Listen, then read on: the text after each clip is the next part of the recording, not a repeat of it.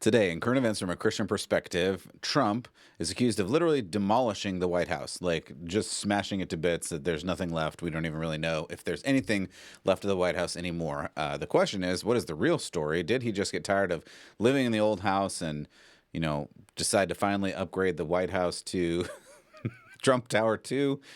Or is there something else going on from both sides? We really don't know. Yes, this is a silly story, and we really shouldn't even care about this story at all. But believe it or not, this illustrates a higher theological point that I think is important that we will get to if you stick around.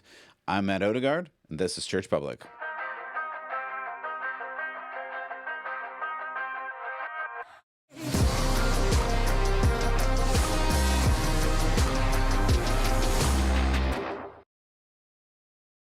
All right, everybody, welcome back to Church Public. Really appreciate you stopping by today. If this is your first time, welcome. If you've been here for a long time, I really appreciate you and all the support that you've given over at this point, the years.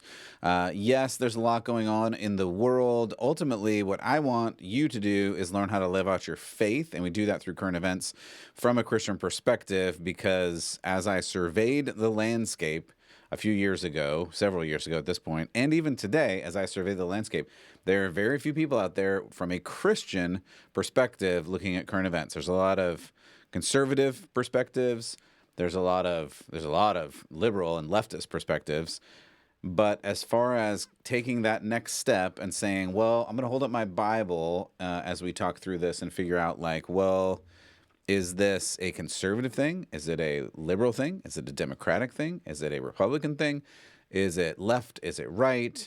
Or is it just theological, and we need to talk about it and figure out where politics lines up, because ultimately we've got to do something with the time we have on this earth, and we don't want to just sit around and wait for the heavenly bus to take us home. That would be terribly irresponsible. There may even be parables in the Bible about hiding away your talents, and that not going particularly well for those hiders.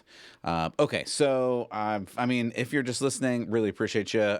If you're watching, you see that I've got the screen up. We've got the listen, subscribe, all the good things. I'm on all the podcast places at this point, so you can subscribe to it at all the podcast places. Leave a review, leave a 5 stars. Do all those good things if you want to. Hey, if you missed it, I have a new Substack. It's not that new anymore. But you can go there and subscribe to get this straight to your email. If you're like, hey, I don't want to miss it, you can get it straight to your email. That's the video version. And all of your audio listeners out there are like, hey, this is on video. It is on video. So you don't have to watch it on video. Even in this one, I'm going to show some pictures. I don't have a lot of videos today, but I've got some pictures. And if you don't see the pictures, if you missed, I'm going to put it up again. If you missed this hilarious meme, I did not make this meme, but I found it. Someone has attached the Trump Tower onto the White House, that's just hilarious, people. If you can't laugh about that, something inside of your heart is broken. That's the bottom line here. And unfortunately, on the left, a lot of people they can't laugh at stuff, and they're freaking out. Even people, it's a weekly, if not more often, thing on some of the socials that I have of, what do I say? How do I say? People that I have been friendly with, people who at one point I would have said are friends, just saying vile and terrible things out there on the interwebs that are not biblical and not Christian, and I have to unfollow them and send them away from my socials. And that makes me sad, because we don't have to be like that. We can follow God. And in fact, I've got a great biblical lesson about that. If you make it through this whole thing, or if you just want to use the magic of the interwebs and fast forward to 5 or 6 minutes from the end, we'll have some biblical. I think it's a great biblical verse that I haven't heard a lot, but I was reading through and doing some devotional on and came across this week, so I'm going to share that with you at the end. But first, let's talk about some silliness that's going on in the world, in the White House. This is the thing that we need to talk about. So, really what we need to talk about is that the White House is being renovated. Ultimately, I think we shouldn't care. I mean, here is... Oh, no, that's the one I want. Let me see if I have this. Dun, dun, dun, dun, dun, dun. I don't know if I have the right picture here. Man, maybe I don't. Maybe I lost the actual picture of this thing. Doesn't really matter. Ultimately, the issue is that Trump is renovating the White House, specifically the East Wing, and specifically the East Wing Terrace. For those that don't know, that area has had tents put up repeatedly over the course of a year, every year, and in that terrace, they do all kinds of events at a presidential level.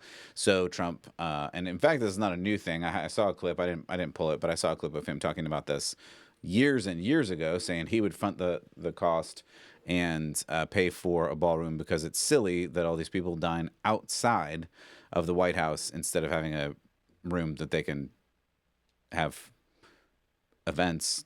I mean, like, how is this controversial? Anyway, right on cue, the left is melting down. They've accused Trump of literally demolishing the White House entirely or something like that. Wonderful Governor Newsom of California said Donald Trump doesn't want you to see this picture. He's literally destroying the White House. So if you're just listening, here is a picture of some machinery tearing down a portion of the White House. It's a great picture. It may be a deceiving picture because it looks like there's nothing left of the White House. And of course, that's just ridiculous because it's just the angle of the picture. If you squint and actually look, you can see that the rest of the whole White House is still there. It's just a small portion of it. But ultimately, it doesn't matter. There's also this view of it. This looks much more destructive. Oh, wait, sorry. This is actually the view of the California state capitol that is currently under construction for the tune of somewhere between $1 and $3 billion, which I found. So sorry, Governor, maybe that's a pot kettle situation. No, of course. I mean, we can get all hysterical instead of historical. Which is what they're doing. I mean, there's been so many different renovations over the years. Here's just a quick map of some of the renovations over the years. And for those that don't, man, I was talking to somebody about this. They didn't know that the White House burned down in the early 1900s and had to be completely redone. Many people apparently just thought it was built in 1776 and has been there since then. I mean, spoiler, I guess it hasn't. But anyway, so there was that. Teddy Roosevelt built the West Wing. Taft made the Oval, like the Oval Office had not always been there. FDR added the whole East Wing and included an indoor pool for himself because that's nice to make yourself a pool. Truman gutted the entire White House. Actually, I think, yeah, so here's a picture of that. And I mean, he gutted the entire White House. Like it was just rubble. Then in the 40s, Nixon added a bowling alley. Let's see. Oh, Obama added a basketball court because what president doesn't need a basketball court? You know, like that's important, I guess. So yeah, and so Trump is building a ballroom. I have it here. I mean, this is the artist rendition. I think it looks great. I mean, like you can see in the top picture, as it kind of currently is, they just put up these tents. People hang out in the tents next to the White House on the right-hand side. There will be just a great big building for hundreds and hundreds of people. So anyway, I mean, we could highlight, you know, Gavin Newsom, who's very mad about this. And however, we should point out that the White House remodel is privately funded. Our tax dollars are not paying for this. So ultimately, I don't care. I mean, like, I'm not paying for it. Like, it doesn't matter. And as I mentioned earlier and showed you this picture, Newsom himself is spending somewhere north of $1 billion. Some reports already even up to $3 billion at this point to renovate the California Capitol building. And from a government... what do I say? From a government efficiency standpoint, California is not doing great. Let's just say it that way. So on the one hand, again, nobody really cares. And this doesn't matter. I would say it's TDS. I think it's Trump derangement syndrome playing out over literally everything he does. That's just the reality of what happens here. He just does anything, and the left is going to say, well, then we need to do the opposite thing. That was like a couple weeks ago when somebody came out and said Tylenol is bad for babies in the womb. A bunch of pregnant leftist women decided to take Tylenol to stick it to Trump, to risk hurting your own baby in your womb just because Trump said maybe you shouldn't do that. Like, people have just lost their minds. That's ultimately, like, that's a lot of what's happening here. But on the other hand, and I think I want to make this point because, as I said, this is current events from a Christian perspective, and I want to have a Christian perspective on this. Like, ultimately, I would have looked at the story, and I did actually look at the story for, I don't know, a good few days or a week or so, and just went, I don't care about this. Like, I honestly don't care. I don't care what the White House looks like. It's nice if it functions as the seat of government. Wonderful. Like, and if they need a meeting room because you need to meet, because that's literally what the job is meeting with people to get things done, do it. Like, why is this isn't controversial? No one actually cares. No one actually cares. But on the other hand, of the Trump derangement syndrome and the people that don't really care, I think people really are enraged at this, and they're enraged at a core level. And that's what I've seen, people melting down on the internet. And so I was trying to figure out like what's really going on? Like, why are people so mad about this? And so I was thinking about it. I was praying about it. I was trying to figure it out. I was reading, and I think it is a religious issue. I mean, obviously, my bias is going to be everything as a theological issue, and I think that's true. But at some level, like, we have to land this plane and say, like, well, what does that actually mean in real life? Here's what I think this means. If you don't follow the God of the Bible, Abraham, Isaac, and Jacob, and then Jesus, and if you don't have that, and you don't have that as your foundation, you have to find a foundation, because you can't be floating off into space on your own thing. Like, that would be ludicrous, and that's how people lose their minds, but with no meaning, because if you don't have a meaning, like, you go crazy. So if you don't have a God and you don't follow Jesus, I think people have made government their God. I think it's pretty obvious that a lot of people have made government their God because they don't know what to do. They don't know how to do it. So they just say, hey, you, daddy government, like, take care of me. And you see this on the left all the time, where they're like, yes, just take over the budget, take over my money, tell me what to do with my money, just give me the things that I need, and that's it. So they've made government their God.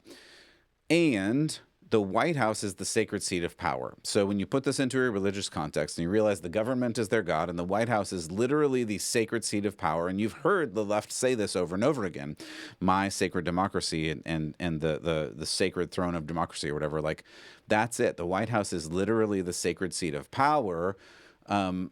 And even though remodeling is completely legal, and I've just showed you a bunch of the precedent, and presidents have been remodeling the White House for its entire history, these ultra-loyal Democratic believers of this collective that only believe that this is the religion that's going to save the world, they can't stand the blasphemy of their democratic religion to be desecrated by the destruction of their temple, which is the White House. I know that might feel like a stretch, but I think that's what's really going on here. I think people look at this rebuilding of the White House, which, like any omelet, you have to break some eggs, right? With any construction project, and anyone who's ever been involved in a construction project, like, you got to tear it down first. You got to make it look worse before it looks better. There's just the reality of anybody who's experienced building projects. It's normal. But because this is their religion and their religious temple and their symbol, this is desecration. This is blasphemy. You can't destroy our democracy. You can't destroy the seat of democracy. You can't destroy the thing that matters the most to us, where our religion comes from. I don't know that anybody would put it that way, but that seems to be their way that they're acting. And of course, I think this is the same foundation of these protests that we've been seeing about no kings. And I mean, I just have to say out loud, like, logically, this is all ridiculous. It's ludicrous that they would even be allowed the freedom to protest in any kingdom in history. They just would not. Like, if you actually had a king who was an authoritarian and you went out and said, I'm going to protest you, you would be disappeared very, very fast. That's just reality. That's how it goes. But it doesn't matter. They're going to protest anyway, and that's freedom, and that's fine. But they're out to lunch. Like, they're not living in reality. But this is connected to what I talked about with sacred democracy and the sacred seat of power. The fact of reality just doesn't matter. Trump is the symbol of their state religion being threatened. That's why they're so mad that he is president. They think it's all stolen, it's all wrong, because they thought with their people, Obama and Biden and Kamala, that they would have these people in power forever, and they wouldn't have to give up this sacred democracy ever again. And Trump comes in and is actually governing and making decisions, and those decisions are antithetical to their chosen beliefs, and they have to protest. And he's antithetical to these beliefs, like a man is a man and a woman is a woman, and you shouldn't kill as many babies through abortion, and women should not be they shouldn't be put into these situations where men are in their locker rooms, and the men in the military should be strong warriors, not trans. I mean, like all of these normal, real things, but they can't handle it because it's antithetical to their chosen beliefs, and they thought that their beliefs were set in this sacred democracy, and that democracy couldn't be threatened. And then, this is the cherry on top, he goes and desecrates the temple of the seat of their religion. And that's what you hear in this Gavin Newsom tweet. He's literally destroying the White House. And what he's saying is he's literally destroying the sacred seat of this democracy, the place of our religious origins. So, I mean, if you extend that even further, of course, it's no wonder they're willing to stop him by any means necessary. And that's what we have here. And that's what the silliness is, and that's what the silliness goes to in regards to this White House renovation.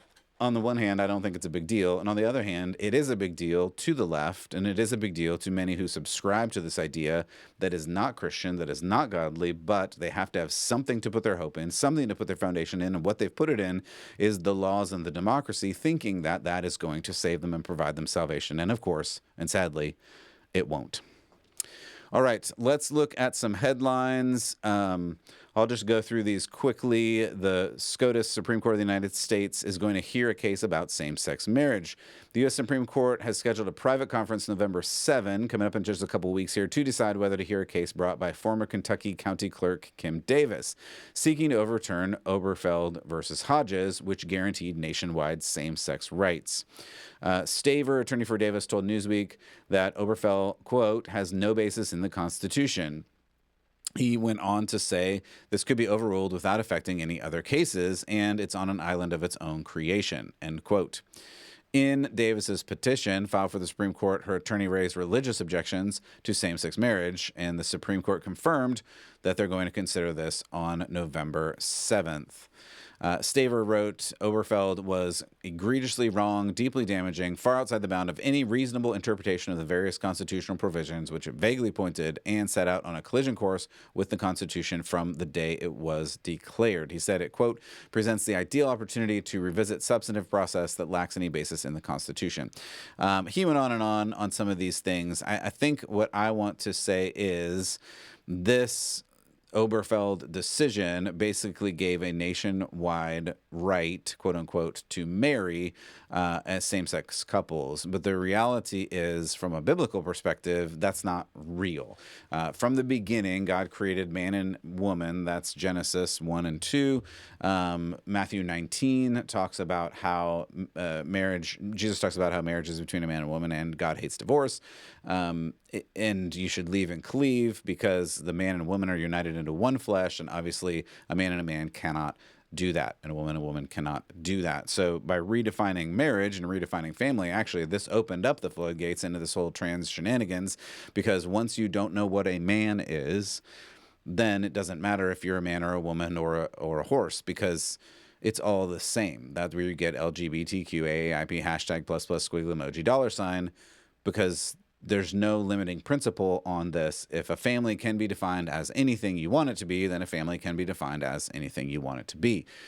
Whereas the biblical model, the scriptural model, the creation order model is just clearly that family is a man and a woman, which by nature then, not in every case, but in the general case, produce kids, and this is, of course, what the left just hates in general. So the reality is, if this goes through, just like the Dobbs decision about abortion, then it just goes back to the states, and the states get to decide what they want to do. But it will change some of the states, because if this has no basis in the Constitution as a legal opinion, then it's going to change a lot of things that are coming up. We can pray that this is true and it ends the silliness that is just not truth. You know, we can have conversations with people and sympathize with their hurt when what they identify as their lifestyle doesn't match up with reality. But ultimately, we all have to face the sin that we have in our lives, and God calls us not to live in our sin, but to crucify our sin to repent, to take up our cross and follow Jesus and not live in the things that are biblically, scripturally just not right. And we all have those issues and we all sin. This happens to be a hot button of the culture where the culture and scripture are just 180 degrees at odds. And like, I'm sure I'll get canceled and people frustrated at me for saying these things because you're not allowed to say that it's not okay to love who you love or love is love or all these other things. But truth is truth, even if you don't like it.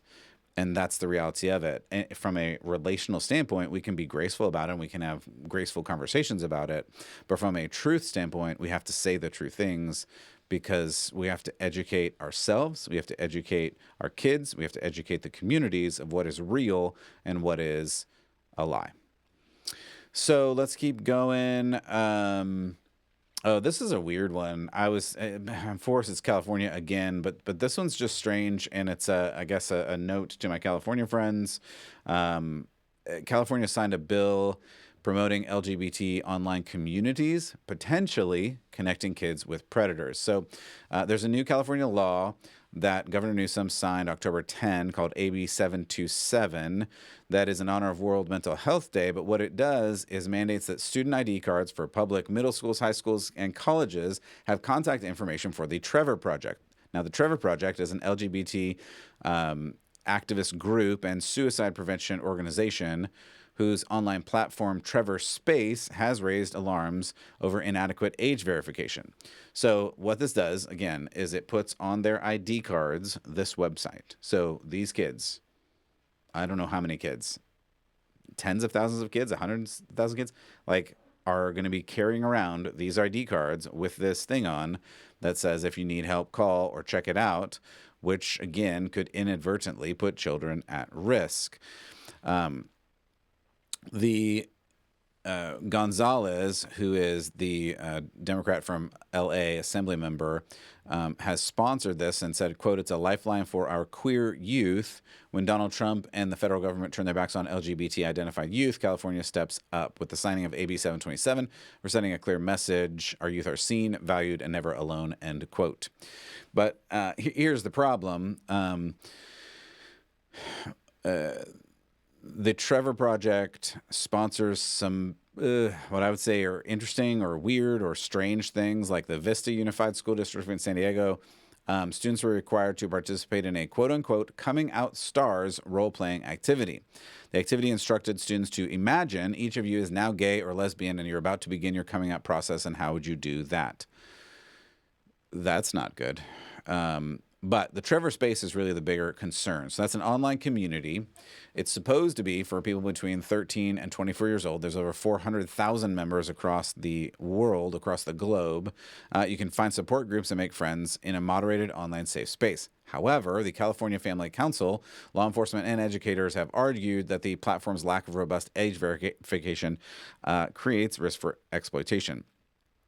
Santa Ana Unified School District trustee Brenda Liebsack warned parents have called this I'm not going to say those words, a bad place for kids. So 13-year-olds apparently gained access to the Gay Men's Club and Let's Talk About Boys and the Witchcraft Club without verification, among some other issues that have been raised about this site. At any rate, I think, again, if you're in California and you're in public school, one, you should get your kids out of government-funded schools, because if you send your kids to Caesar, don't be surprised when they come back as Romans. But two, if you do have to have them in these schools for reasons, and I understand that sometimes there are reasons, you must know what is going on. And if you're trying to bring them up in the way of the Lord, as the scripture is saying, you need to understand that they're going to be coming home with these things and they're going to ask questions about them earlier than you want to talk about them. And you need to talk about them, because otherwise they're going to go online to the Trevor Spaces Gay Men's Club and find out answers that I'm not sure are the answers you want them to know.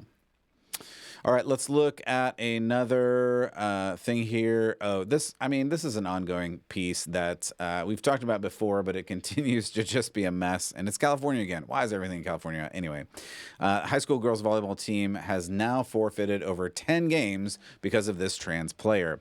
So in Southern California, this volleyball team has now had to forfeit about 10 games because of the male player on the girls team. I'm not going to read all these silly words where it says like trans identifying player or all this garbage. Like, it's a man pretending to be a woman on the girls team.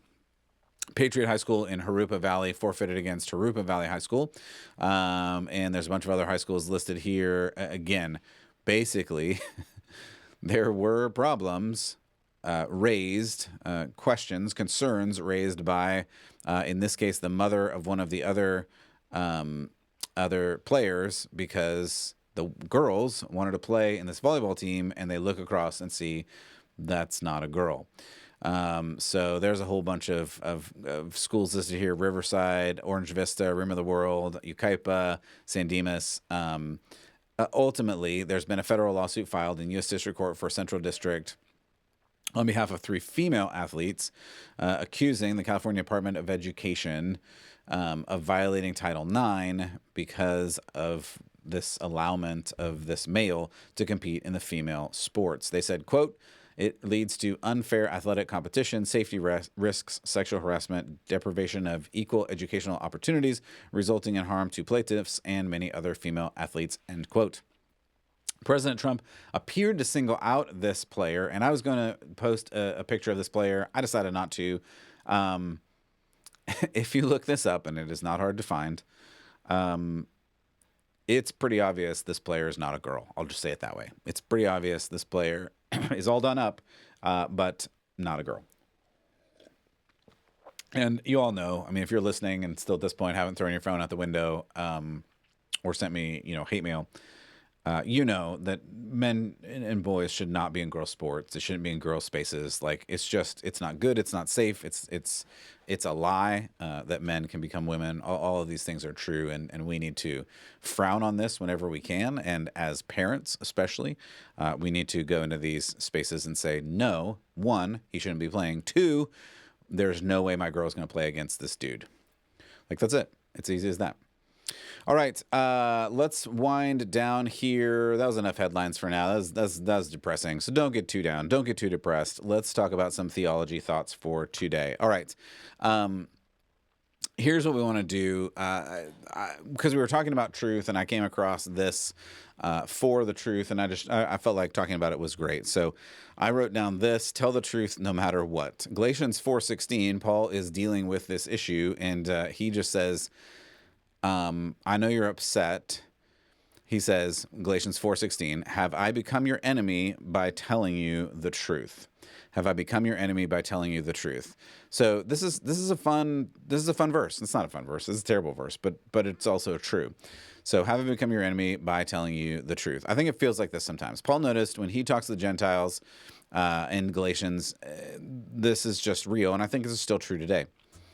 Sometimes the lies are easier to deal with and live with than the truth. I mean, that's kind of what we've been talking about here. Like, it's much less divisive not to talk about bad morals. Like, that's just true, or bad theology or bad actions.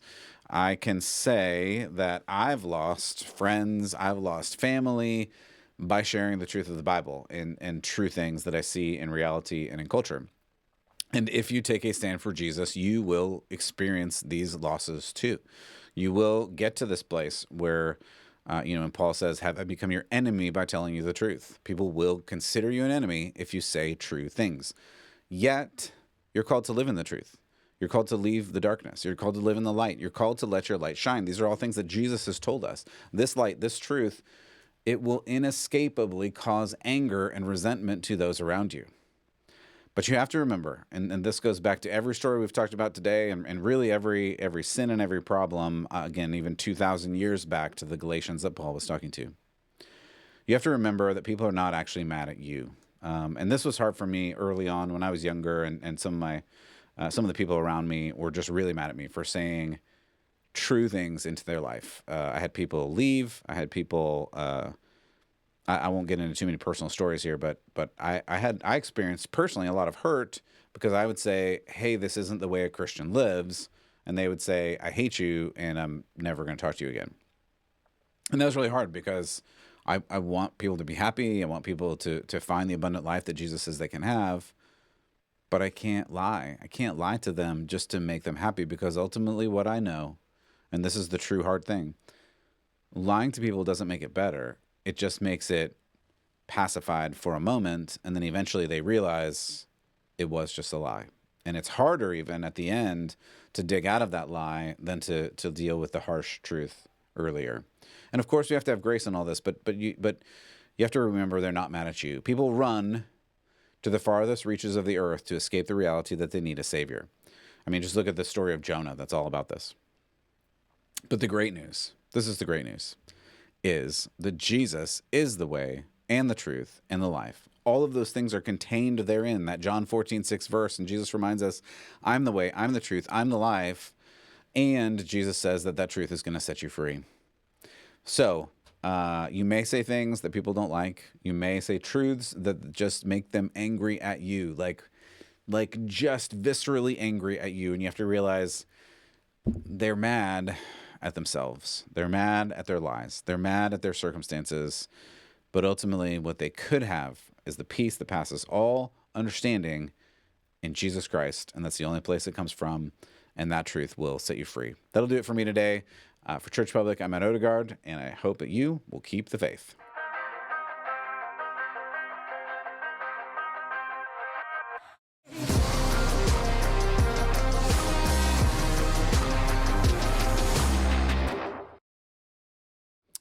Hey everybody, thanks so much for coming by today. Hopefully this was helpful. If it was, share it with a friend, subscribe, hit all the buttons, hit the likes, hit the stars, do all that good stuff. Go to the Substack and subscribe and share and support and do all that stuff.